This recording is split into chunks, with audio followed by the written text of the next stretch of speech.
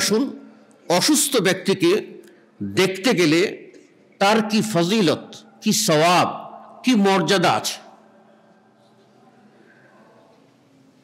প্রথমত আমরা জামে তিরমিজির একটা হাদিস উল্লেখ করব।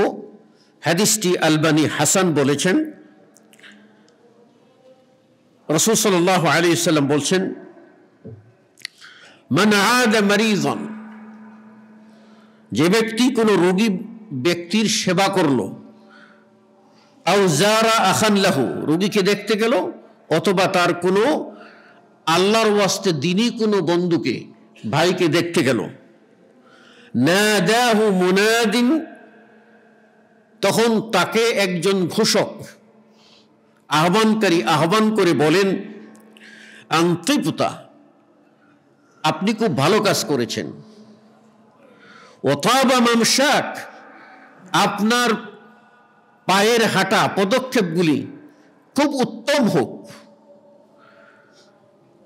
এরপরে বলেন, ওয়াতাবাওয়াতা মিনাল জান্নাতি মানজিলান, আর এর বিনিময়ে আপনি জান্নাতে একটা ঘর বানিয়ে ফেললেন।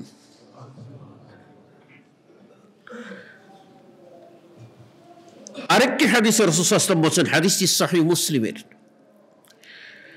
ইন্নাল মুসলিমা ইযা আদা আখাহুল মুসলিম, যখন কোনো মুসলিম একজন মুসলিম ভাইকে, অসুস্থ ভাইকে দেখতে যায়, লাম ইয়াজাল ফি খুরফাতিল জান্নাহ, সে জান্নাতের ছায়াতলে, জান্নাতের এই শাখা বা ডাল, জান্নাতের ছায়াতলে সে চলতে থাকে, হাত্তা ইয়ারজিআ, যতক্ষণ না সে ফিরে আসে। তাহলে তার যাওয়া, রোগীকে দেখতে যাওয়া, সে যেন জান্নাতের ছায়াতলে হাঁটলো, রোগীর পাশে গিয়ে বসলো, সে যেন জান্নাতের বৃক্ষের তলে বসলো। ফজিলত কি! মুসনাদ আহমদের অপর হাদিস, আলবানী যেটা সহিহ বলেছেন, এবং তার আল আহাদিস আস সাহিহা বা সিলসিলা আল আহাদিস আস সাহিহার ভিতরে উল্লেখ করেছেন, আল্লাহ রাসূল সাল্লাল্লাহু আলাইহি ওয়াসাল্লাম বলেন, মান আদা মারিযান, যে ব্যক্তি কোনো রোগী ব্যক্তিকে দেখতে যায়, লাম ইয়াজাল ইয়াখুযু ফির রাহমাতি, সে যেন রহমতের সাগরে সাঁতার কাটে, হাত্তা ইয়াজলিসা, যতক্ষণ না গিয়ে রোগীর পাশে বসে, পথ, ফাইজা জালাসা, যখন সে রোগীর পাশে গিয়ে বসে, ইগতামাসা ফিহা, সে যেন রহমতের সাগরেই ডুবে যায়। এবার আরেকটি হাদিস আপনাদেরকে শোনাই। হাদিসটি জামে তিরমিজির হাদিস সহিহ। রাসূলুল্লাহ সাল্লাল্লাহু আলাইহি ওয়াসাল্লাম বলেন, মা মিন মুসলিমিন ইয়াউদু মুসলিমান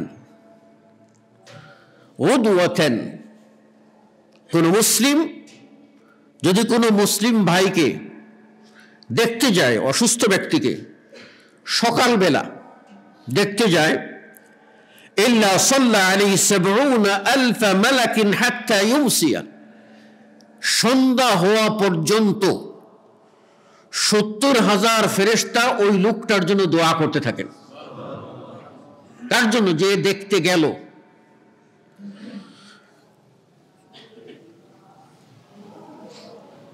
এভাবে যদি ওয়াইন আদা আশিয়াতান, যদি বিকালে যায়, ইল্লা সাল্লা আলাইহি ৭০,০০০ মালাকিন হাত্তা ইউসবিহা, তাহলে পরদিন সকাল হওয়া পর্যন্ত ৭০,০০০ ফেরেশতা ওই লোকটার জন্য দোয়া করে। ফেরেশতাদের দোয়া, আমরা সাধারণত মানুষ হইয়া মানুষের দোয়ার জন্য কাঙ্গাল হই, মানুষ একটু দোয়া করুক। আর ফেরেশতা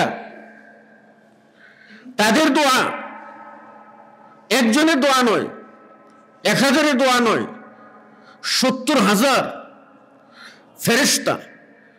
এবং আরবিতে একটা নিয়ম আছে, যখন 70 বলা হয় তখন অগণিতকে বুঝায়।